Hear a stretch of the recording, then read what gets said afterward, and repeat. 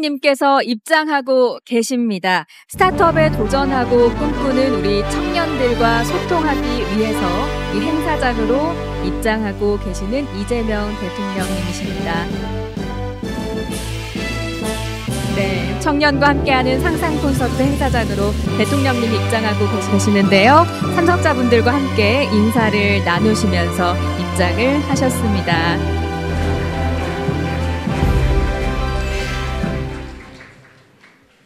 네, 먼저 국민의례가 있겠습니다. 참석하신 모든 분들께서는 앞에 있는 국기를 향해 서주시기 바랍니다. 몸이 불편하신 분들은 자리에 앉으신 채로 예를 표해 주시면 되겠습니다. 국기에 대하여 경례.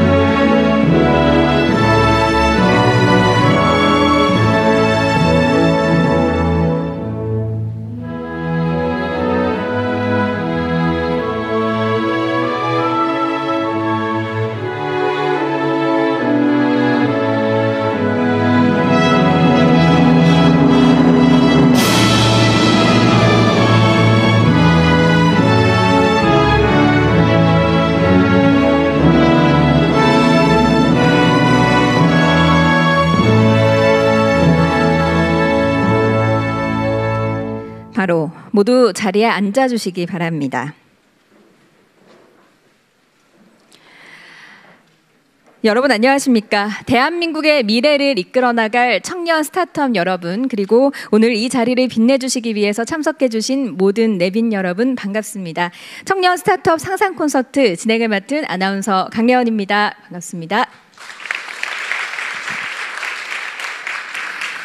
우리는 청년, 현재에 도전한다라는 슬로건 아래 창의적인 아이디어와 뜨거운 열정으로 대한민국의 경제를 이끌어 나갈 청년들을 응원하기 위해서 상상 콘서트를 시작하겠습니다. 본 행사는 청년 스타트업의 도전 이야기를 나누고 여러분의 상상력이 현실이 될 수 있도록 정부와 민간이 함께 공감하고 소통하는 장이 될 것입니다. 자, 그럼 먼저 중소벤처기업부 한성숙 장관께서 새 정부의 창업 벤처 정책 비전을 발표하시겠습니다. 장관님을 모시겠습니다.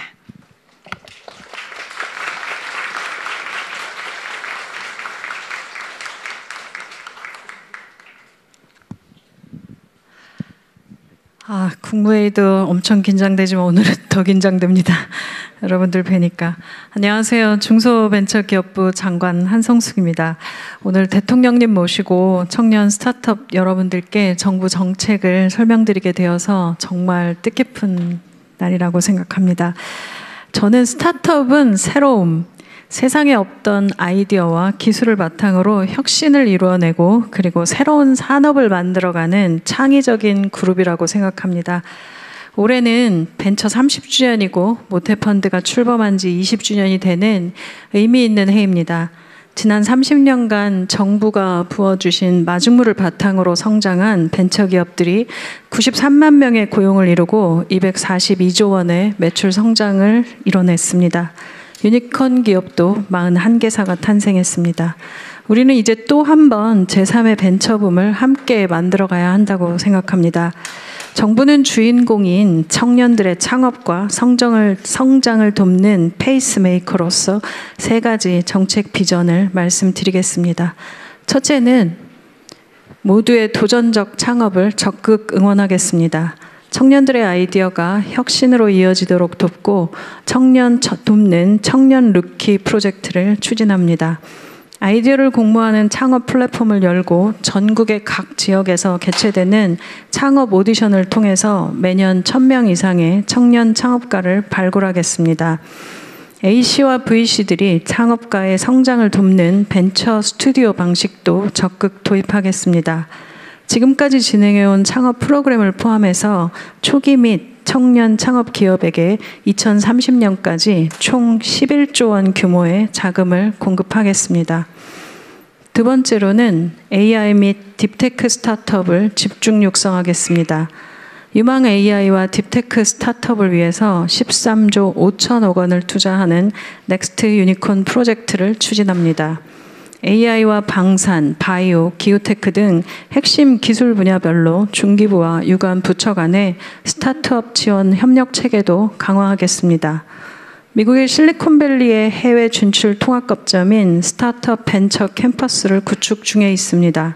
기구축되어 있는 전 세계 30개소의 거점들을 기반으로 해서 함께 스타트업들의 글로벌 진출도 적극 돕겠습니다. 공공기관과의 협업을 통해서 성장하는 기회도 확대하겠습니다. 우수한 스타트업들은 기술 실증을 넘어서 판로 확보까지 이어지도록 하겠습니다. 셋째로 정부가 자금과 세제 등 총력 지원합니다. 내년도 모태펀드 출자 예산은 2배 확대합니다. 연기금과 퇴직연금 등 공공자금을 벤처 투자 시장으로 유입해 벤처 투자 40조 원 시대를 만들어 가겠습니다. 민간의 혁신 자금도 스타트업들의 성장을 뒷받침할 수 있도록 창업, 성장, 회수의 단계별로 세제 지원을 강화하고자 합니다. 창업가들의 재도전을 응원하는 안전망을 구축하겠습니다. 벤처투자 연대 책임 금지 범위를 폭넓게 확대하고 2030년까지 1조 원 규모의 재도전 펀드를 조성하겠습니다. 실패의 경험을 공유하는 장을 만들어 심리 회복을 돕고 실패가 성공의 자산이 되는 사회적 인식 변화도 이끌어내겠습니다. 마지막으로 스타트업들의 어려움을 돕는 원스톱 지원 체계를 구축하겠습니다. 창업을 하면 항상 겪습니다. 법률, 경영, 세무, 정부 지원 사료, 그리고 규제는 어디 가서 해결해야 하는지 어려움이 발생할 때 가장 먼저 찾아 도움을 청하는 첫 번째 창구가 되도록 전력을 다하겠습니다. 청년 스타트업들의 여러분의 과감한 도전에 민간과 정부의 든든한 지원이 더해진다면 지속 가능한 성장을 이뤄낼 수 있을 것입니다. 청년 스타트업 여러분들의 지치지 않는 열정을 적극 응원하고 적극 돕겠습니다. 감사합니다.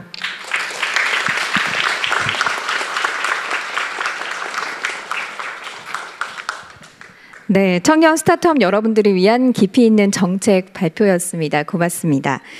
이어서 대한민국 청소년들의 도전과 열정이 담긴 특별한 영상을 함께 만나보시겠습니다. 사실 창업을 빚 1억 원에서 시작을 했습니다. 이제 위기로부터 시작된 팀이었었고요. 코로나가 와서 모든 예약건들이 3일 만에 다 취소가 됐습니다. 어떻게 저희가 컨트롤할 수가 없는 일이 일어나면서 흔들리니까 너무 힘들더라고요. 큰 좌절을 하게 됐고 그래서 많은 생각을 했던 것 같아요. 도대체 뭐가 문제였을까? R&D를 하던 사람이다 보니까 시행착오가 좀 많이 있었다고 생각이 됩니다. 미국이나 유럽 같은 우주 선진국에서만 할 수 있다. 그 인식을 바꾸는 게 굉장히 좀 어려웠었습니다.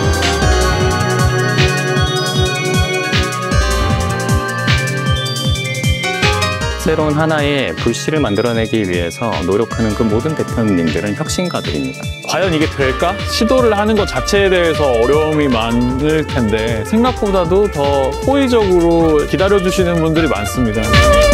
개인적인 어려움도 많았고 금전적인 어려움도 있을 수 있잖아요. 그것들을 해결하는 장치들이 항상 있었던 것 같아요. 중기부, 창업진흥원, 문화체육관광부, 그리고 과학기술부, 정보통신진흥원 등의 많은 지원을 통해서 오늘까지 성장을 해왔습니다. 이렇게 스타트업들에 대한 투자와 지원이 생존할 수 있는 기간을 어떻게든 늘려갈 수 있도록 그런 국가는 전 세계 한국이 유일하다 저는 생각을 합니다. 그렇기 때문에 과거처럼 유니콘을 목표로 생각하는 것이 아니라 글로벌 빅테크들과 한번 제대로 싸워볼 수 있는 시작점으로 생각을 하고 글로벌에서 한번 제대로 경쟁해보았으면 좋겠다. 결국에는 나만의 거를 하고자 하는 생각이 있는 사람은 언젠가는 하게 되는 것 같아요.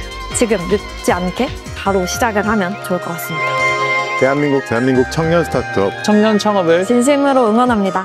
화이팅! 화이팅! 화이팅!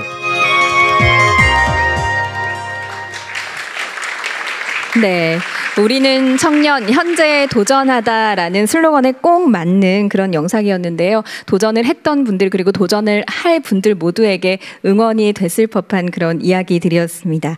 자, 그럼 이제 우리 청년들의 미래와 성장을 위한 진정한 소통의 시간을 가져보는 토크 콘서트를 시작하겠습니다.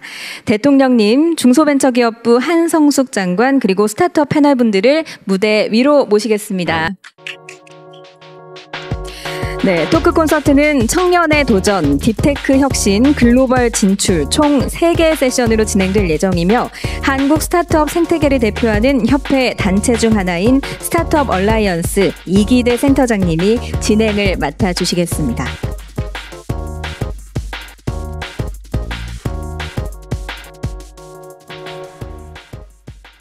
네, 안녕하세요. 방금 소개받은 스타트업 얼라이언스 이기대입니다. 오늘 궂은 날씨에도 불구하고 대통령님께서 이 스타트업 스퀘어에 오셨습니다. 먼저 대통령님께 청년 창업자들을 위한 격려 말씀 청해서 들어보겠습니다. 네, 오랜만에 원래 살던 곳에 와서 그런지 마음도 편하고 아주 익숙한 공간이라서 저도 기분이 아주 좋습니다. 온 세상이 어려움이 가득해 있어 보여도 결국 사람들이 만든 어려움이고 결국은 사람들의 지혜와 용기로 다 해결되어 온 게 인류 역사 아닌가 그렇게 생각됩니다. 사실 대한민국도 여러 가지로 어려움들이 닥치고 있습니다. 그러긴 하지만 우리 대한민국 국민들이 가지고 있는 위대한 위기 극복의 DNA라고 하는 것을 통해서 우리가 언제나 위기를 기회로 만들어서 새롭게 도약해왔고 지금 이 순간도 아마 그 도약이 이루어지고 있다고 생각합니다. 우리 청년들의 도전, 저도 지금도 청년이라고 생각하지만 결코 동의하지 않겠죠. 저도 청년기를 지나왔고 또 인생이라는 것도 그렇지만 사실은 에너지를 가지고 용기 있게 뭔가를 새롭게 시작해 볼 수 있는 시기라고 하는 게 그렇게 많아 보이지는 않습니다. 지금 이때쯤 여러분들이 세계를 무대로 큰 꿈을 가지고 시작하지만 두려움도 많이 있겠죠. 그런데 지금은 정말로 청년들의 용기와 도전을 통해서 새로운 시장, 새로운 가능성, 새로운 기술들을 확보하지 않으면 우리가 세계 경쟁에서 이겨나가기 어려운 그런 시대가 됐습니다. 그런데 제가 참 아쉽게 생각하는 것은 우리 사회에는 이 실패에 대해서 너무 가혹한 것 같아요. 한번 넘어지면 다시는 일어나기 어려운 그런 세상이 돼서 옛날에는 실패는 성공의 어머니라고 그러고 젊어서 고생은 사서도 한다 이런 얘기했는데 요즘 그런 얘기하면 뺨 맞는다고 그러더라고요. 네가 세상을 몰라도 너무 모르는구나. 요즘은 한번 실패하면 끝이고 도전의 기회도 그렇게 자주 주어지는 게 아니다 라고 해요. 실제로 여러 가지 제도적으로 보면 일종의 연대보증, 한번 사업이 망하면 개인이 완전히 신용불량자가 되고 다시는 이렇게 정상적인 경제활동을 못하게 옥죄는 제도들도 많습니다. 근데 제 경험으로는 똑같은 역량을 가진 사람이면, 똑같은 의지와 용기를 가진 사람이라면 사실은 실패해 본 사람이 성공할 가능성이 훨씬 많거든요. 통계적으로도 그렇다고 합니다. 그리고 실제로 투자 문화가 많이 발달한 나라들, 그런 사회에서는 똑같은 조건이면 실패 많이 한 사람을 선택한다고 해요. 근데 우리도 그렇게 재도전이 가능한, 과감하게 도전하고 실패를 얻어 다시 일어설 수 있는 그런 환경을 우리가 만들어야 되겠죠. 제가 다른 사람한테 할 얘기가 아니고 제가 해야 될 저의 다짐을 얘기하는 것입니다. 아까 조금 전에 우리 중소기업부 장관께서 말씀도 하셨지만 이제 재도전 펀드도 제가 성남시, 경기도 이런 데 있을 때도 조금씩 해봤는데 재원이 없어가지고 크게는 못했지만 실제로 성공률이 꽤 높았다고 해요. 그래서 우리 정부에서도 재도전 펀드는 지금 1조 원 해놨는데 지금 좀 적어 보여요, 사실은. 그래서 앞으로는 여러분들이 도전하는 데서 다시 재도전하는 사람들, 실패해서 다시 일어나는 사람들이 더 우대받지는 못할지라도 보통 첫 도전과 차별받지 않도록 그렇게 좀 노력해 보겠습니다. 어쨌든 새로운 기술 또 새로운 시장을 우리가 만들어내지 못하면 우리의 생존 자체가 어려운 그런 특수한 상황에 처해져 있는 것이 대한민국인데 우리 청년들의 도전을 정부가 지원하고 또 응원해서 혁신 국가로, 창업 국가로 나아갈 수 있도록 최선을 다하겠습니다. 여러분들의 오늘 말씀을 잘 들어보겠습니다. 고맙습니다. 네, 감사합니다, 대통령님. 그럼 지금부터 대통령님과 중기부 장관 그리고 6분의 창업자를 모시고 청년과 함께하는 상상 콘서트를 시작하겠습니다. 단상 위에 눈에 확 들어오는 창업자가 한 분 계십니다. 지금 방금 물도 드셨으니까 준비는 되신 것 같고 AI 이미지 툴을 만드는 스타트업 스모어톡의 황현지 대표십니다. 저는 대표님 뵐 때 한 3년 되셨는데 되게 어려운 시기에 창업을 하셨어요. 우리가 자금난 겪는 이런 시기에. 그래서 창업하시기 전에 생각했던 창업자의 삶과 막상 창업을 했더니 뭐가 다릅니까? 네, 지금 소개받은 스모어톡 대표 황현지라고 합니다. 그러니까 저희가 지금 사업을 하는 거는 이제 한국인들이 좀 쓰기 쉬운 AI 이미지 생성 편집 툴을 운영을 하고 있어요. 그래서 이미지라는 게 한국인들의 좀 취향이 있고 좀 트렌드가 있고 하다 보니 한국인이 한국어로 쓰기 쉬운 또 좋아하는 취향의 그런 AI 이미지를 제작할 수 있게 돕고 있는데요. 근데 이런 사업을 하기에 앞서서 이런 사업을 해나가는 과정에서 초반에는 좋은 제품만 만들면 되는 거라고 생각을 했습니다. 근데 막상 하다 보니 이제 제품 만들 시간보다 오히려 뭐 법률 상담을 받는다거나 재무 회계를 갖춘다거나 경영 지원, 뭐 세무 이렇게 저희가 청년으로서는 좀 사회 경험이 많지 않다 보니까 하기 어려운 그런 부분들이 훨씬 더 처음엔 시간을 많이 차지하더라고요. 그래서 아까 한성숙 장관님이 말씀해주신 원스톱 지원센터 같은 어떤 창업 사업 멘토링적인 거 외에 다른 지원들이 초반에는 좀 많이 이루어진다면 실질적으로 창업가들이 좀 더 창업에 집중할 수 있는 시간이 마련되지 않을까 생각이 좀 많이 들었던 것 같습니다. 네, 거의 그 두 번째 질문이 그거였는데 그러면 이제 사업만 하면 되는 줄 알았더니 다른 거 하는 게 더 힘들더라 그 말씀이셨잖아요. 네, 그래도 우리가 기성세대가 정부가 도와준다면 지금 창업하신 지 얼마 안 돼서 좀 정신이 짱짱하게 살아있을 때 좀 씩씩하게 말씀 부탁드립니다. 이런 거 좀 해주면 안 돼요? 이런 거. 일단 제가 말씀드리고 싶었던 건 제가 주변에서도 저는 정말 사람들이 많이 창업을 했으면 좋겠지만 누가 저한테 창업할까 이렇게 물어보면 많이 머뭇거리게 됩니다. 왜냐하면 제가 아까 말씀해주신 한 3, 4년 정도 됐는데 네. 초반에 정말 좋은 제품 가지고 고객들도 많이 모으고 정말 잘하고 있던 그런 스타트업들이 결국에는 어떤 결실을 맺지 못해서 이 창업 생태계를 떠나가는 걸 너무 많이 그 3년 동안에도 봐왔기 때문입니다. 그래서 어떻게 좀 창업 생태계가 활성화가 될 수 있고 청년이 더 많이 도전을 할 수 있으려면 아까 실패의 경험도 좋긴 하겠지만 아주 작은 성공들이 좀 많이 모일 수 있다면 좋을 것 같습니다. 그런 의미에서 이 청년 창업이 처음 창업을 했을 때부터 바로 뭔가 상장까지 가기에는 또 현실적으로 많이 어려운 점들이 많이 있는 것 같아요. 그래서 오히려 M&A 시장이 활성화가 돼서 더 빠른 M&A를 하고 그리고 다시 재도전을 더 쉽게 할 수 있는 기틀이 마련이 되면 좋지 않을까 생각을 합니다. 예를 들어 미국도 이제 젊은 창업가들이 빠르게 이제 엑싯을 하고 그다음에 그걸 기반으로 이제 재창업을 하고 또 더 큰 성공을 거둬서 창업 생태계에 환원하는 그런 구조, 선순환 구조가 정말 많이 이루어져 있습니다. 근데 우리나라의 경우에는 제가 봤을 때는 많은 한국의 좋은 선배 창업가분들이 도움을 주고 계시지만 거의 손에 꼽을 수 있습니다. 그만큼 뭔가 되게 큰 성공이 아닌 작은 성공들을 이뤄내고 재도전을 할 수 있는 무대가 적다고 많이 느꼈던 것 같습니다.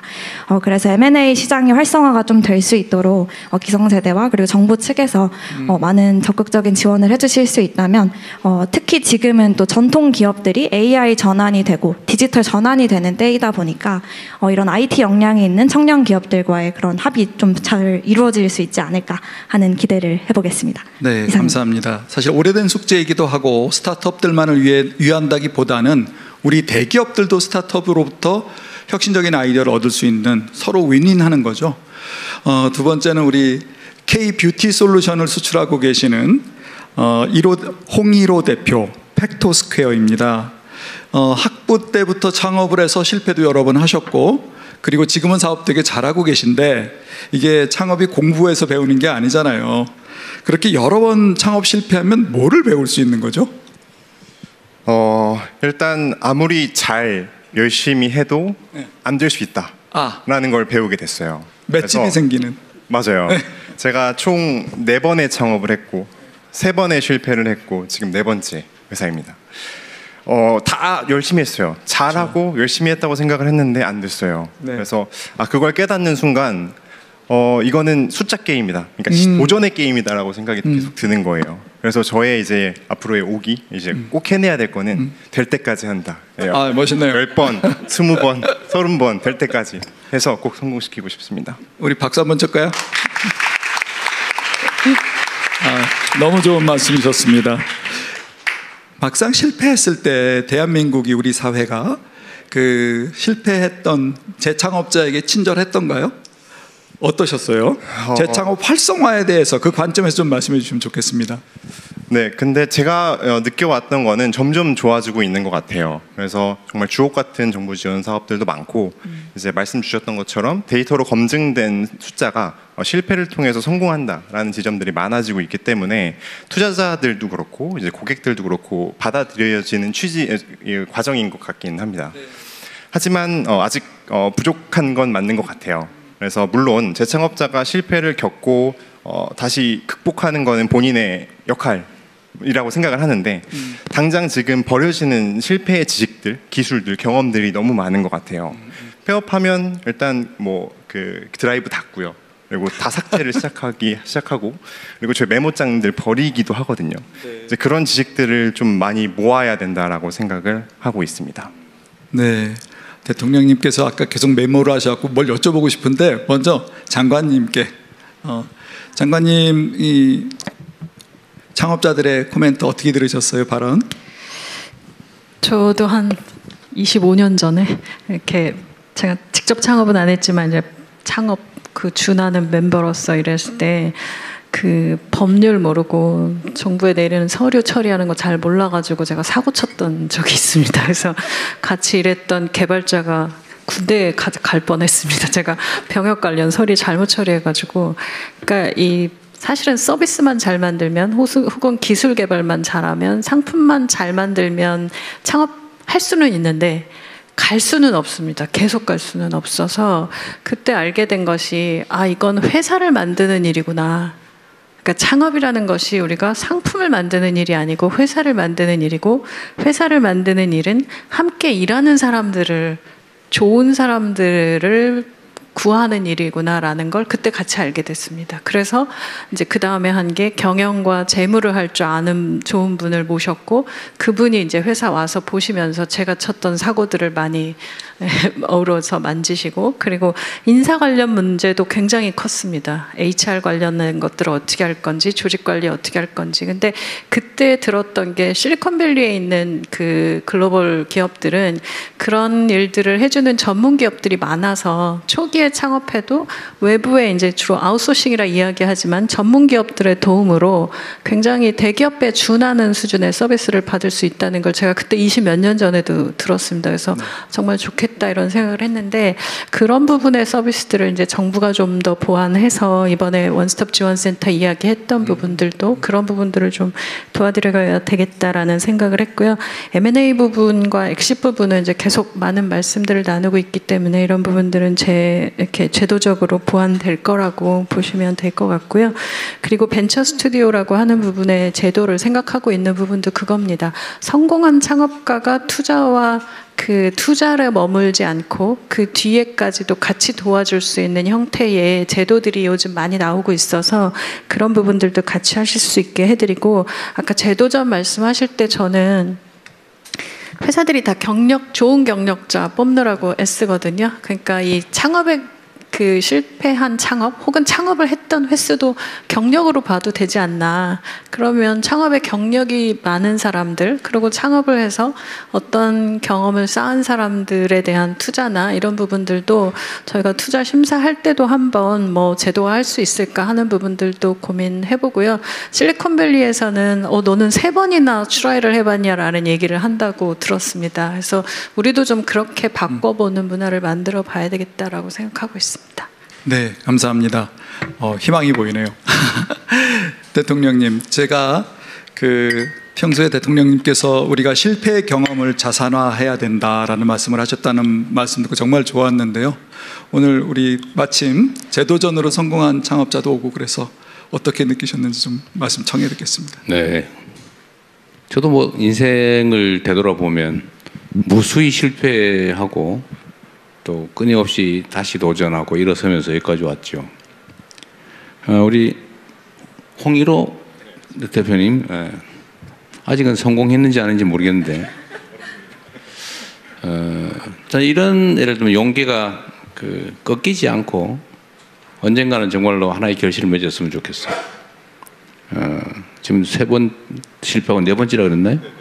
엄청 힘들 것 같은데 표정은 되게 좋으세요. 네. 아직은 에너지가 많이 남아있는 것 같은데, 어쨌든 우리 공동체 정부가 해야 될 일이 이런 새로운 도전들, 끊임없는 도전들이 꺾이지 않도록, 또 새로운 기회를 향해 우리가 나아갈 때 실패의 경험들이 좌절의 그 아픔이 아니고 경험의 축적으로 이렇게 될 수 있게 지원해야 되겠다는 생각이 듭니다. 상품을 만드는 것보다 회사를 만들어야 된다는 얘기가 약간 가슴 아픈데, 사실은 창업하는 입장에서는 회사를 만들기보다는 상품과 서비스를 만드는 데 집중해야 되는데, 거기에 너무 많은 에너지가 행정 비용에 들어간다, 행정에 들어간다는 것 같습니다. 사실 정부에서는 이런 문제를 해결하기 위해서 무슨 창업 보육센터니 뭐 이런 온갖 것들을 만들잖아요. 공간도 만들고 행정 조직도 만드는데, 이게 여전히 부족하거나 아니면 효율적으로 작동하지 않아가지고 현장에서 많이 부족하게 느끼는 것 같은데, 어쨌든 이런 문제를 또 해결하는 게 우리 한 장관님 역할인 것 같기도 합니다. 현장에서 오셨으니까 정말 상품과 서비스 개발에만, 기술 개발에만 집중할 수 있는 환경을 만들어주는 거 중요할 것 같아요. 제가 알기로는 이게 무슨 사실인지 모르겠는데, 그런 법률 서비스나 행정 서비스, 경영 서비스 이런 것들을 해주는 전문 업체들도 있다고 하는데 아마 이용료가 꽤 비싸겠죠? 네, 대부분은 금액의 문제일 겁니다. 초기 그러겠죠. 창업자들은 사실 그 비용이 많지 않고, 그러겠죠. 그리고 좋은 데들 서비스는 비싸고, 또 한편으로는 큰 회사들은 초기 스타트업들의 이야기들을 잘 모를 수 있어서 이 부분은 한번 만들어 보고, 지금 법률 서비스는 제공하고 있는 걸로 보이는데 나머지 부분들을 좀 한꺼번에 다 말씀 듣고. 그러니까요. 네. 이게 제가 자주 말씀드리지만, 어쨌든 수요자가 여기 갔다가 저기 갔다가 왔다 갔다 이렇게 하게 하지 말고, 정부가 촉을 여러 개를 가지고 있는 결국 하나의 정부이기 때문에 정부가 A 촉으로 접촉이 들어오면 나머지가 다 알아서 다 해줘야지, 여기 갔다 와라 저기 갔다 와라 이러면 안 될 것 같고요. 네. 그런 문제에서는 어쨌든 원스톱 서비스를 최대한 많은 영역에서 도입하는 걸 고민해야 될 것 같고, 특히 창업이나 이런 건 특히 그럴 것 같아요. 새로운 길이기 때문에 모두가 새로운 길을 가는데, 사실 그 새로운 길은 이미 아는 사람은 별게 아니거든요. 처음 가는 사람들은 너무 어려운 길이어서 상품과 서비스 개발이야 모든 게 처음이겠지만, 그러나 행정과 지원은 뻔한 것이어서 그건 정부에서 각별히 좀 더 관심 갖도록 하겠습니다. 4번째에서는 5번째 넘지 않고 성공하길 바랍니다. 대통령님의 격려 말씀이셨습니다. 1호 대표님. 네, 창업 전반 지금 짚어봤고요. 다음은 요즘 뜨고 있는 딥테크와 AI 인공지능 쪽에 대해서 우리 대표님 2분 모셨습니다. 먼저 리튼 테크놀로지 이세영 대표께 제가 질문 드려보겠습니다. 학부생 때 창업을 하셨어요. AI의 가능성을 보고 창업하셨고, 지금은 사용자의 편의성과 생산성을 높이는 어플리케이션, 우리 주로 AI 에이전트라고 하죠. 네, 그쪽 서비스를 제공하고 있다고 합니다. 자, 이제부터 질문이에요. 이번 정부 들어서 AI 지원 위원회도 만들어지고 정책도 빠르게 나오고 있죠. 현장을 뛰는 창업자로서는 그 변화들에 대해서 어떻게 보고 계신지 의견 좀 공유 부탁드립니다. 네, 반갑습니다. 저는 리튼 테크놀로지스의 이세영이라고 하고요. 저는 사실 지난주에 그 대통령님 국무회의 뉴스를 보고 정말 깜짝 놀랐습니다. 그때 말씀 주셨던 게, 이제 그 국민들이 이제 핸드폰을 딱 열어서 저기 제일 싼 곳 찾아서 시금치와 뭐 김밥 쌀 재료 몇 인분 좀 주문해 주세요 하면 이런 이제 미래 비전을 말씀 주셨는데 이게 이제 정말 이제 미래 AI 시장에서 그 격전지로 불리고 있는 AI 에이전트에 대한 그리고 AI 에이전트 중에서도 지금은 업무용 에이전트들이 많습니다. 업무용 AI들이 많은데 정말 국민 생활 속으로 들어간 생활형 에이전트의 미래의 모습을 아주 선명하게 말씀 주셨던 것입니다. 근데 저희 이 AI 에이전트가 앞으로 정말 중요할 거라고 저는 생각을 하고 있는데요. 왜 중요하냐면요. 이 AI 에이전트가 그 국민 유저한테 그 김밥을 최저가로 이제 주문까지 해주기 위해서는 정말 많은 적게는 수십 번, 많게는 수백 번 AI 모델 호출이 필요합니다. 이 AI 모델 호출, 또 그 AI 모델이 돌아가는 AI 반도체 칩, 모든 것의 가장 큰 이제 수요처가 될 수 있는 그 영역이 바로 AI 에이전트인데 이런 가능성 때문에 사실 정말 치열한 경쟁들이 지금 이루어지고 있습니다. 아까 말씀드린 대로 지금은 업무 에이전트들이 위주가 됐지만 이제 곧 1, 2년 내로 생활형 AI 에이전트들이 많이 등장하게 될 겁니다. 이 국민들의 AI 에이전트는 실제로 그런 많은 최저가부터 시작해서 즉각적 효능감을 느끼게 해줄 텐데 이 영역을 잘 잡아야 우리가 이제 AI 모델, 저희도 지금 그런 국가대표 AI의 이제 참여 기업으로 어플리케이션 영역에서 하고 있는데 그런 부분부터 AI 반도체까지 그 생태계가 함께 성장할 수 있는 영역이지 않을까라는 생각을 하고요. 그래서 저희도 지금 정말 많은 해외 빅테크 기업들이 한국의 이런 생활형 AI 에이전트를 위해 진출하고 있습니다. 저희도 이제 학생 창업으로서 또 지금 이런 AI 에이전트 시장을 경쟁하기 위해 전국민 무료 AI 그 서비스를 2년 전부터 운영하고 있고요. 그 과정에서 정말 많은 실패도 있었고 많은 또 치열한 경쟁들도 있었는데 모태펀드부터 시작해서 중기부의 다양한 프로그램들이 이 학생 창업팀도 이런 꿈을 꿀 수 있는 그런 많은 지원들을 해주셨다 생각을 하고요. 네, 그래서 이런 AI 에이전트 부분에 많은 앞으로 관심이 있으면 저희 AI G3 비전 너무나도 좋고 또 AI 고속도로 로드맵 그리고 이런 김밥 에이전트 사례처럼 그런 많은 관심까지 있을 때 정말 많은 AI 유니콘들 탄생할 수 있다고 저는 생각을 합니다. 그리고 이 유니콘들이 단순히 이제 또 유니콘으로 멈추는 게 아니라 유니콘을 목표로 삼는 게 아니라 유니콘이 됐을 때 글로벌 빅테크들과 한번 제대로 싸워보는 시작점이자 출사표처럼 인지하기 위해서는 이 유니콘 이후에 그런 포스트 유니콘 지원 정책들도 지금부터 많이 고민되면 앞으로 한 2, 3년 뒤에 유니콘이 많은 나라를 넘어서 유니콘 너머의 그런 데카콘 더 위대한 회사들이 탄생하고 또 국민들의 많은 AI 에이전트 서비스 줄 수 있는 그런 미래가 나올 수 있지 않을까 그런 소망을 하고 있습니다. 네, 감사합니다. 사실 두 번째 질문은 그 대표님께서 하시는 사업하고는 조금 상관이 있을 수 있으나 지금 AI 생성 스타트업 회장도 하고 계시니까 여쭤보고 싶었어요. 지난 10여 년의 스타트업은 우리 사실 디지털 전환이라 B2C 소비자 스타트업이 많지 않았습니까? 그런데 이제 AI 쪽은 B2B 버티컬 시장이 많을 거라고 예상을 하고 있는데 우리나라는 제조업 강국이고 그 제조업 강국과 이제 그 B2B 스타트업들, AI 스타트업들이 이제 만나야 되는데 우리 준비가 되고 있나요? 어떻게 보세요? 네, 정말 뛰어난 AI 모델을 만들기 위한 그런 독자 LLM을 위한 그런 많은 프로젝트들도 지금 진행되고 있고요. 저희도 사실 정말 많은 초기 스타트업들을 함께 봅니다. 저희도 아직 초기라고 생각을 하고요.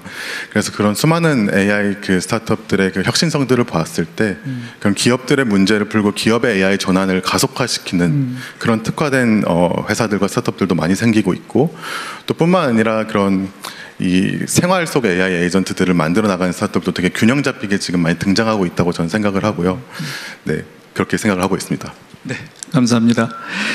옆에 계신 나라 스페이스 테크놀로지의 박재필 대표께 여쭤보겠습니다. 올해 상장 기사 떴던데 잘 준비되고 계신지요? 네, 거의 모든 프로세스를 마무리를 했고요.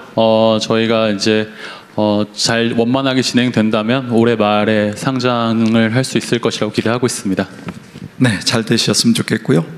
그 나라 스페이스 테크놀로지는 100kg 이하의 초소형 위성을 제조, 운영하는 소프트웨어까지 하시는 회사죠.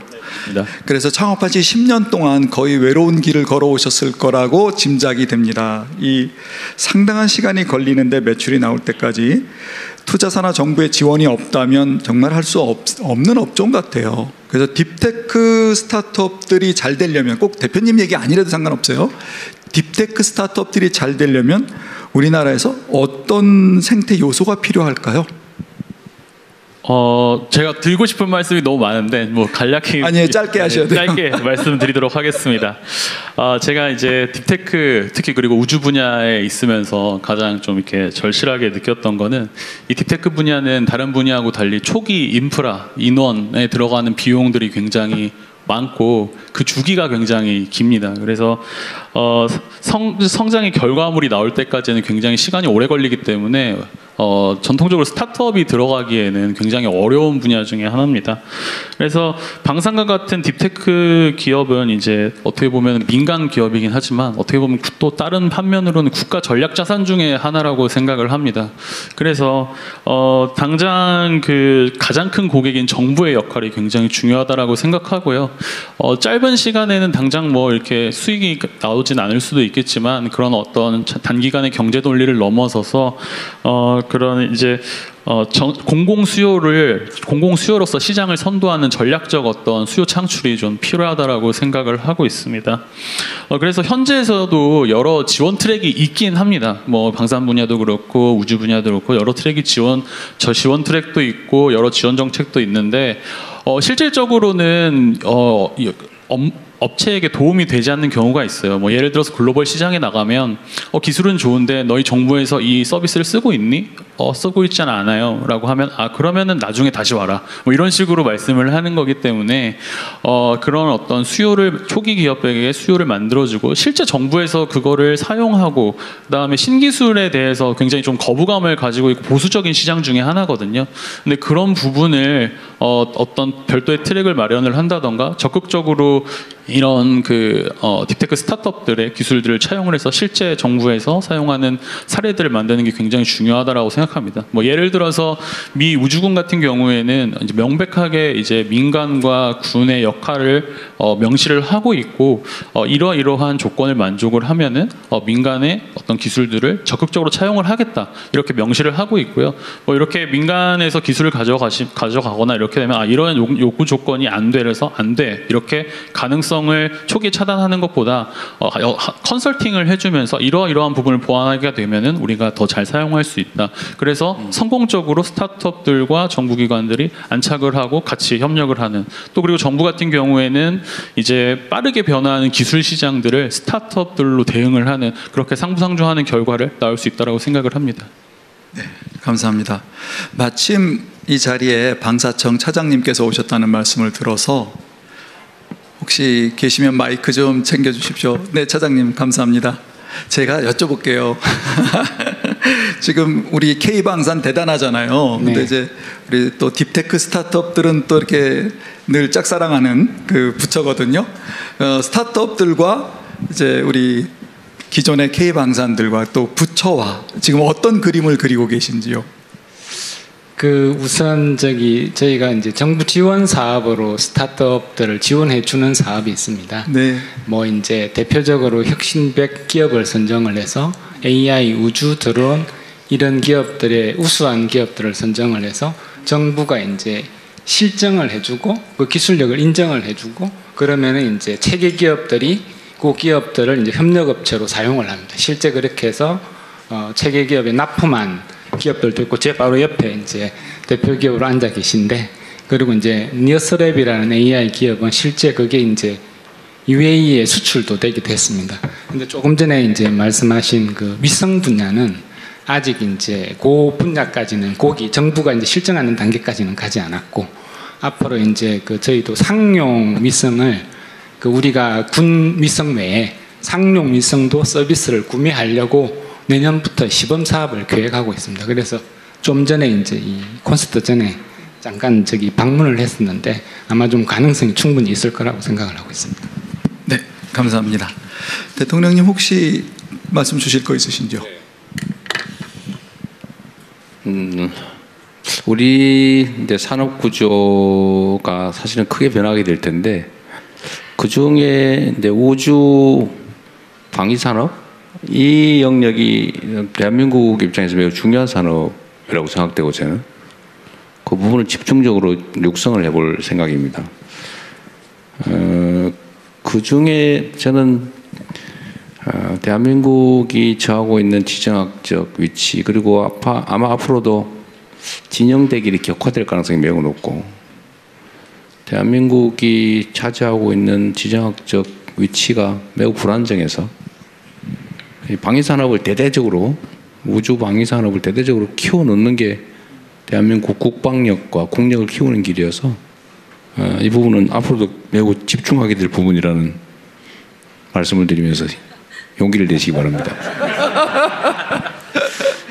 그리고 이번에 보면 우크라이나전에서도 이제 보여진 건데 사실은 이제 전통적인 그 전차나 뭐 미사일 이런 게 거의 무용지물이 물론 필요하죠 기본적으로. 그런데 그게 과연 그만큼 돈 들인 만큼 효용을 발휘하냐는 전혀 아니었던 것 같아요. 그 마분지로 만든 드론 폭탄이라든지 그 나무 상자로 만든 뭐 이런 게 상당히 유용하잖아요. 거의 싸게. 근데 그건 결국 기술인데 이런 방산 분야에서는 지금 우리나라도 저번에 제가 방산 관련 일종의 토론회도 한번 했었는데 너무 대기업 중심의 전통 무기 중심으로 지금 편제돼 있어서 그때도 방위산업에 관계된 벤처 스타트업들이 뭐 이런저런 얘기가 상당히 많았어요. 근데 거기에도 저는 기회를 줘야 되겠다. 그 틈새를 만들어야 되겠다고 생각하고 있고요. 그게 결국 아주 세밀한 첨단 미래 기술 분야들이 될 가능성이 많죠. 특히 인공지능 분야는 어쨌든 그 부분에 대해서는 관심과 지원을 대대적으로 늘릴 생각이라는 말씀을 드리고요. 창업도 좀 많이 해주시면 좋겠습니다. 그리고 정부 구매 문제, 그러니까 사용 실적, 이용 실적 이게 중요한데 이거는 정부 방침으로 지금 여러 차례 제가 정부 각 부처에 지시를 해놨습니다. 저는 기본적으로 그런 생각을 하죠. 예를 들면 정부가 특정 산업 육성을 위해서 뭐 돈을 지원하기도 하고요. 그냥 갖다 쓰는 거죠, 그냥. 근데 정부는 딱 그것만 있어요. 쓰거나 빌려주거나. 중간이 없어요. 중간 정도를 하자. 예를 들면 5천억을 쓸 거냐 아니면 1조 원어치를 사서 5천억 원어치는 버릴 각오를 하느냐.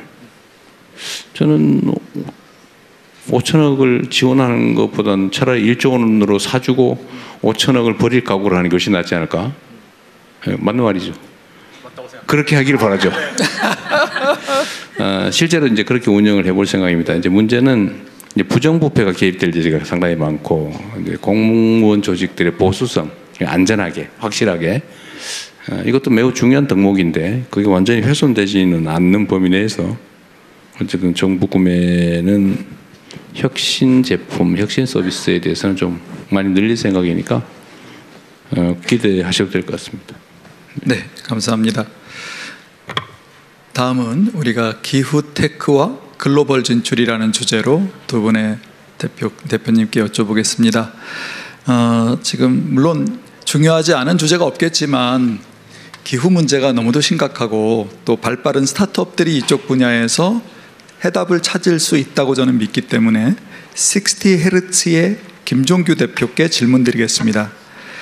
대표님, 그 AI 붐으로 인해서 에너지 수요가 어마어마하게 늘고 있다는 예측도 있고 뭐 지금 대응도 많이 하고 있지 않습니까? 예전에 그 아리백 하러 다니신 거 제가 기억해서 에너지 쪽에 대해서 우리는 어떤 준비를 할 수 있는지 좀 아이디어가 있으시면 부탁드립니다. 네, 안녕하십니까. 기후테크 기업이자 소셜 벤처인 60Hz 대표 김종규입니다. 일단 서두 답변 드리기 전에 차세대 전력망, 에너지 전환 같은 것들이 매우 시급하고 중요한 주제인데 대통령께서 많은 관심을 표명해 주셔서 큰 힘이 되고 있고 앞으로도 지속적인 관심 부탁드립니다.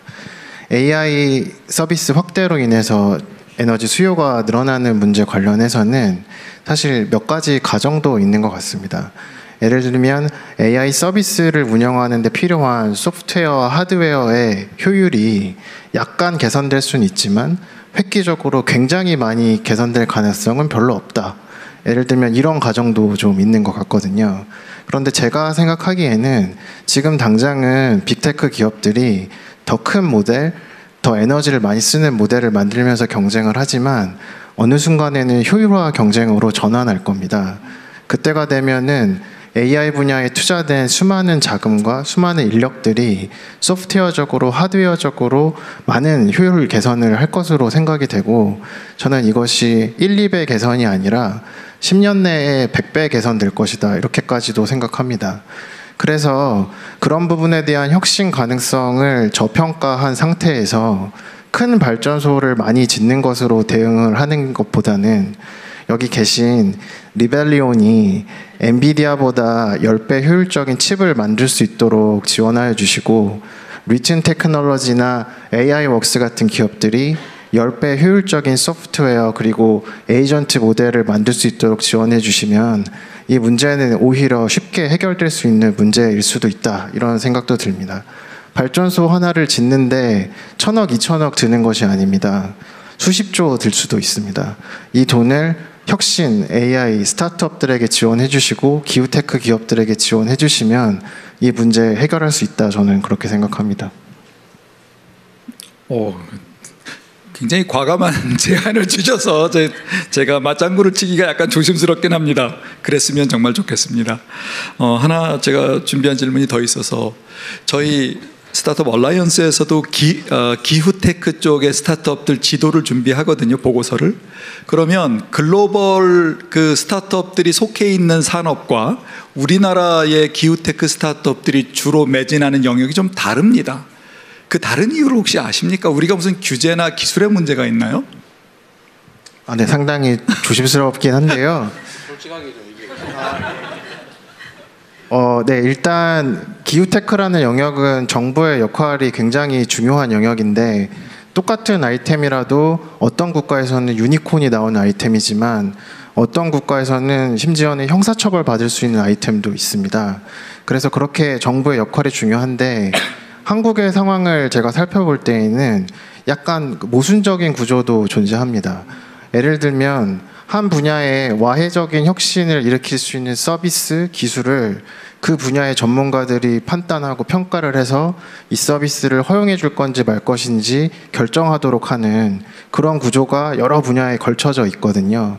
그래서 저는 이 모순을 해결을 해야만 굉장히 큰 유니콘 기업들이 나올 수 있는 시장이 생긴다 생각하고, 그런 시장들이 생긴다는 생각을 해야 민간에서도 그리고 또 창업가들이 도전을 할 것이고 그런 일들이 있을 것이다 생각을 합니다.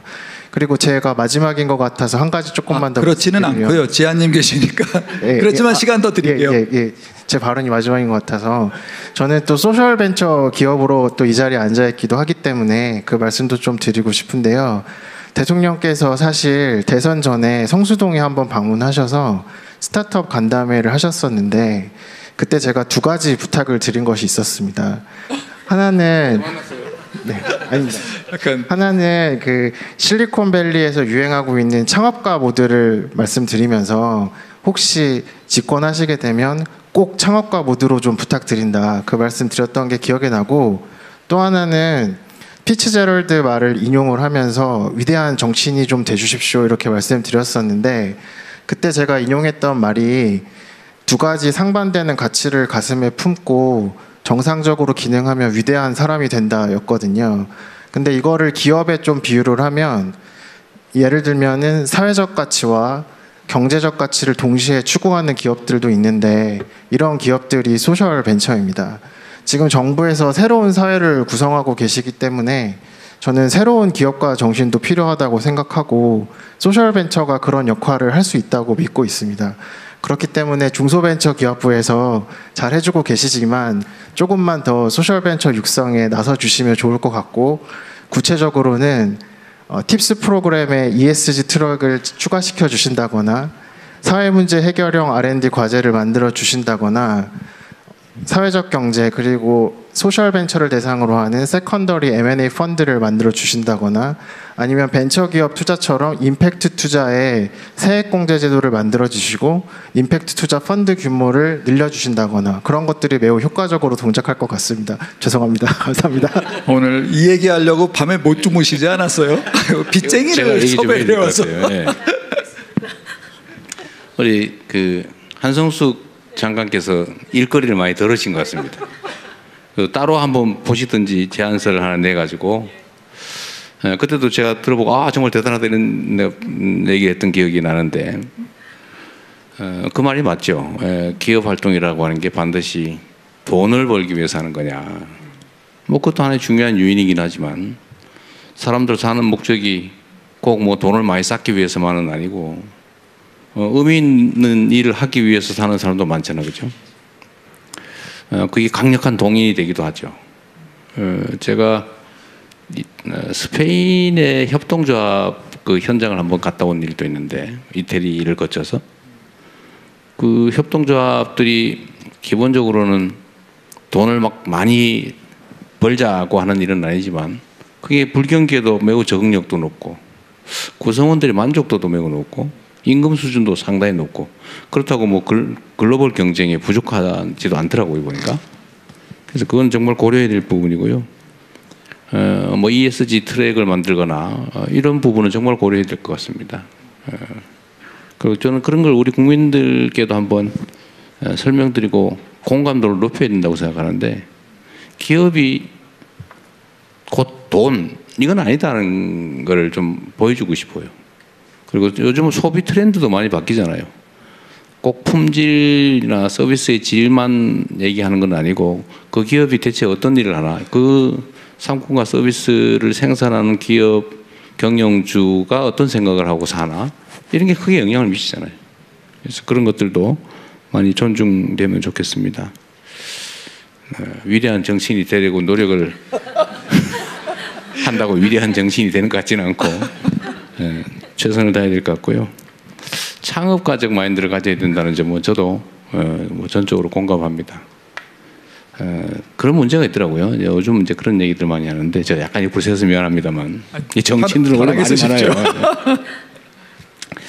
전쟁을 결정하는 것은 어른들이고 전쟁터에서 죽어가는 것은 청년들이다. 이런 얘기 많이 있잖아요.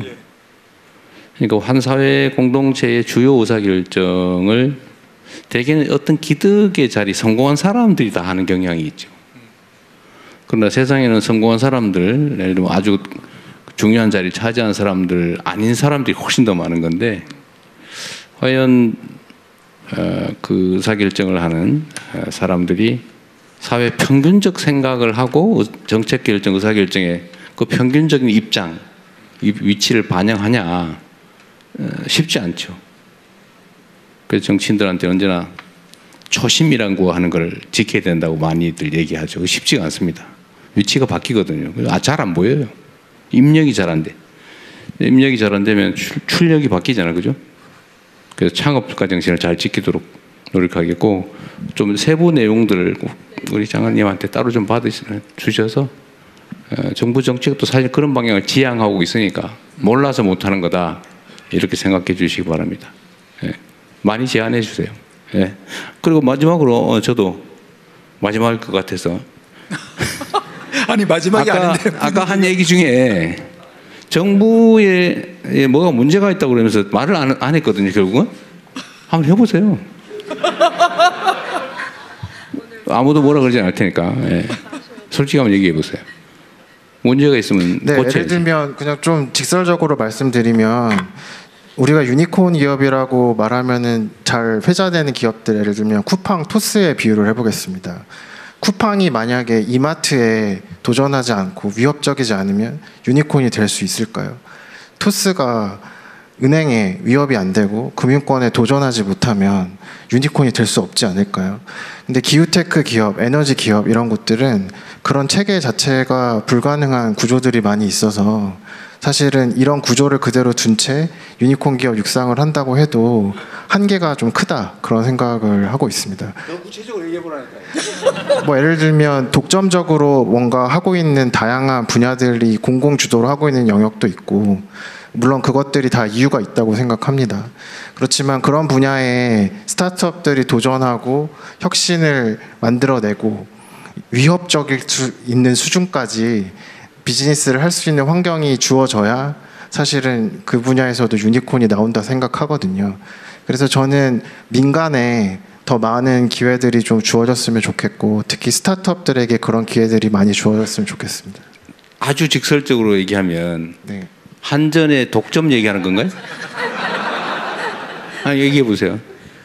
네, 뭐 한국전력이나 아니면은 우리나라 이제 기후테크 관련된 많은 산업 분야들이 공공 주도로 이루어지고 있기 때문에 좀 그런 부분에 있어서 아무래도 스타트업들은 장벽을 느낄 때가 있어서 그런 것들을 제가 아까 표현하기를 그 분야의 와해적인 혁신을 만들어낼 수 있는 기술이나 서비스를 그 분야 전문가들이 가부를 결정하는 구조에서 과연 유니콘이 나올 수 있겠는가 그 말씀을 드린 것입니다. 전력 판매 독점 이런 규제를 말하는 거죠, 그러니까. 예를 들면 그런 것이 있겠습니다. 왜 구체적으로 얘기를 하니까?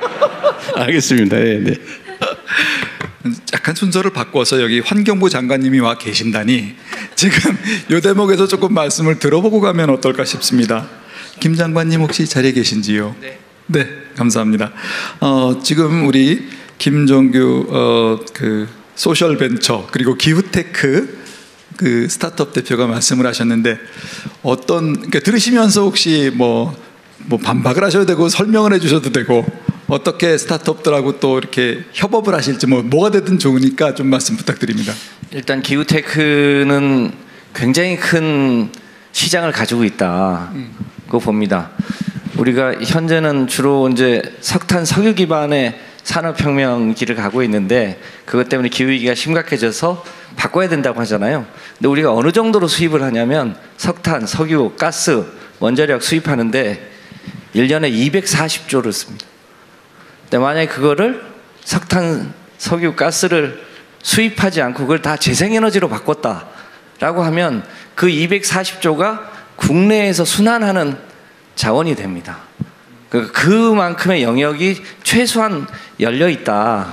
이렇게 봐주시면 얼마나 큰 시장이 되겠습니까? 이제 스타트업들을 지원을 많이 해주시면 그러면 이제 그게 국내에서 전 돈이 돌 수 있다고 보고요. 그 아까 독점 얘기하셨던 것은 여러 가지 이제 사정이 있긴 합니다만 어떻게든 이제 한전이 굉장히 큰 약간 이제 그 업계의 공룡이라는 표현도 있고 해서 실제로 많은 혁신이 있어야만 이게 그동안 화석연료 중심의 전력망에서 소위 재생에너지 중심의 전력망으로 전환하는 과정에서의 혁신이 지금 굉장히 더뎌서 재생에너지를 늘리고 싶어도 그 길목에 한전이 전력망 때문에 어렵습니다. 이런 얘기 때문에 못 늘리고 있거든요. 그런 분야에서 반드시 혁신이 필요하다고 보고 장차 출범할 기후에너지 환경부가 잘 서포트하도록 하겠습니다. 감사합니다. 아직 우리가 글로벌 얘기도 안 했기 때문에 굉장히 중요한 글로벌의 대표로 오신 김지아 트립비토즈 대표님 말씀을 좀 들어보겠습니다. 지금 외국 관광객이 많이 와서 매출이 많이 늘으셨다는 얘기가 있던데 신문에서 봤어요. 어느 정도예요? 네, 먼저 저희 회사와 저를 간략하게 소개를 드리겠습니다. 저는 트립비토즈 대표 정지하입니다. 저희 서비스는 소셜미디어와 관광을 융합한 플랫폼을 운영하고 있습니다. 230만 명의 여행자들이 대한민국 지방 곳곳을 여행하시면서 여행 영상을 찍으시고요. 이 여행 영상 속에 숙박시설을 실시간으로 예약할 수 있도록 시스템이 갖춰져 있고 컨텐츠 크리에이터들에게 트립캐시를 제공해서 이분들이 다시 한번 전 세계에 80만 개의 저희가 확보하고 있는 숙박시설에 예약하고 할 수 있도록 하는 그런 좀 더 앞서간 차세대의 여행 플랫폼을 운영하고 있습니다.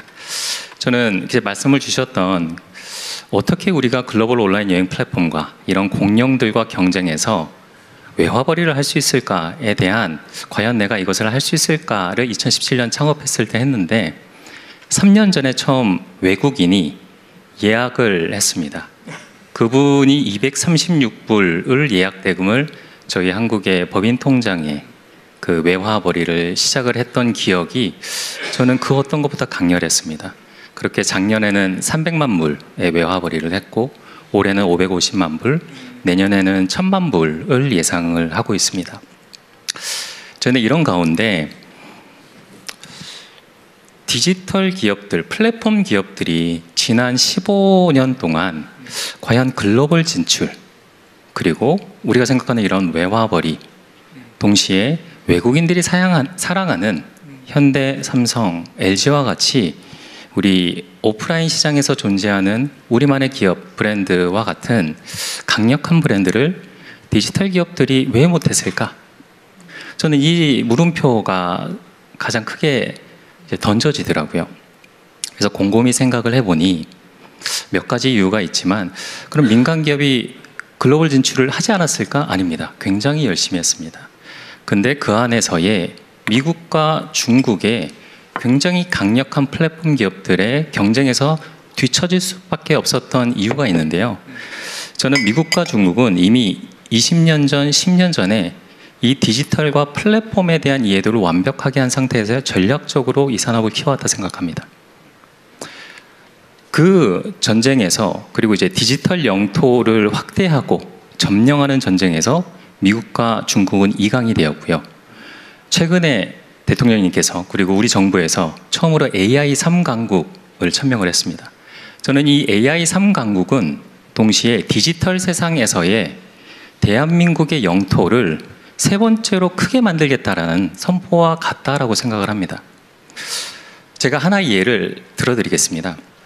미국의 기업인데요. 관광기업입니다. 부킹홀딩스라는 기업인데 이 회사의 시가총액은 250조 원입니다. 당연히 매출과 뭐 이익도 잘 나는 그런 상장되어 있는 회사고요. 직원은 약 2만 5천 명 정도 됩니다. 사실 이러한 큰 기업의 가장 강력한 두 가지의 강점이 있는데요. 첫 번째는 디지털 자산입니다. 전 세계 여행자들이 여행하는 디지털 자산을 확보하고 있다는 것. 어마어마한 데이터고요. 두 번째는 금융의 기능입니다. 플랫폼은 동시에 금융의 회사라고도 합니다. 그 이유는 우리 부킹닷컴에 다양한 분들이 호텔과 항공을 예약을 하시면 예약한 순간부터 그리고 투숙이 일어나기까지의 기간에 돈을 지고 가는 그 금액이 60조에서 120조 원가량 됩니다. 대한민국의 외화 보유액이 약 500조 원 정도 되는 것으로 저는 알고 있는데요. 5분의 1 가까이 되는 것을 하나의 플랫폼 관광기업이 쥐고 있는 겁니다. 사실 저는 이런 플랫폼 기업의 범주에 엔비디아, 테슬라와 같은 모든 기업들이 다 들어있다 생각합니다. 시간을 보여서 마무리 짓도록 하겠습니다. 저는 현 정부에서 정부의 역할의 첫 번째 기조를 소통이라고 생각을 하고 다양한 민심과 스타트업과 기업인들의 다양한 의견을 청취해서 이 플랫폼이 도대체 무엇인가? 그리고 우리가 가야 될 것이 무엇인가를 명확하게 이해를 하고 계신다 생각합니다. 그럼 기업에서 해야 될 일들은 저는 실행밖에 없다 생각합니다. 우리가 창업을 했듯이 글로벌 진출도 실행하면 됩니다. 그래서 저는 여기 계신 70여 명 분의 스타트업 대표님들이 계시다고 알고 있는데요. 여기에서 우리 한국의 GDP의 10%를 이 자리에 있는 기업분들이 하시는 날이 머지 않았지 않았나? 이런 생각을 하면서 마무리하도록 하겠습니다. 감사합니다. 네, 감사합니다. 시간이 더 있었으면 더 듣고 싶지만 사실 저희가 오늘 심플로우라고 하는 그 웹사이트에서 여러분들의 정책 제안을 받았습니다. 제가 그걸 읽어드리고 대통령님께도 말씀드리고 또 코멘트 듣고 싶었으나 시간적 여유가 없기 때문에 이 내용을 부처로 전달을 하겠습니다. 그래서 시간이 부족하다는 얘기를 정말 죄송하게도 드리면서 오늘 이 콘서트, 상상 콘서트 대통령님의 말씀을 총평을 들으면서 또 우리 글로벌 말씀하신 지아 대표님에 대해서도 의견 주시면 감사하겠고 대통령 말씀을 마지막으로 정리해 보겠습니다. 사실 이제 정치의 역할은 이제 이해관계를 조정하는 거죠. 사실은 그 사회가 가진 기회와 자원을 어떻게 나눌 것인가에 대한 최종 결정권을 행사합니다. 아마 아까 그 하시고 싶었던 말씀 중에 저것도 있었을 거예요. 옛날에 우버 택시인가? 결국은 이제 택시 면허제도 때문에 이제 타다 택시 면허제도와 이제 충돌한 거죠. 근데 그게 아마 그때 당시에 이게 논쟁이 참 많고 사람도 뭐 자살하고 막 이런 일이 벌어졌잖아요. 결국 이 이해관계를 조정을 잘 못했던 거죠. 그러니까 그게 혁신 기술로 다 필요한데 또 사회가 그 방향으로 가야 되는 건 분명히 또 맞는데 문제는 거기에 생계를 의존하는 또는 평생의 그 유일한 직업이라고 할 수 있는 그 수단의 위협을 받는 사람들 입장에서 보면 대안이 없으니까 다 뺏기는 수가 있으니까 목숨 걸고 싸울 수밖에 없었던 거죠. 아마도 이런 영역들이 많이 생겨날 것 같아요. 저는 그런 부분에서 정치적 조정 역할이 정말로 중요하겠다 그런 생각을 하죠. 택시 문제 다시 한번 생각을 해보면 어떻게 조정을 할 수 있었을까? 저는 뭐 좀 마치 노사 분쟁처럼 긴 시간을 놓고 정말로 허심탄회하게 제3의 대안을 포함해서 길게 직접적 논쟁을 좀 해봤었으면 어땠을까? 나름 확인했었을 겁니다, 당시에도. 그래서 저는 모두에게 이익되는 방향의 그 결론을 내릴 수도 있었지 않았을까 싶어요. 근데 예를 들면 제가 생각하는 그때 당시 생각했던 거는 저렇게 극단적으로 올로아나식으로 싸우지 말고 절충하는 방법도 있을 것 같은데 예를 들면 택시 사업자들에게 그런 기회를 허용하면 말이 좀 없었을 것 같아요. 또는 택시 사업자들에게 일정한 지분을 줬으면 타협을 해서 그래서 동업을 했었으면 어땠을까 그런 생각이 좀 들었습니다.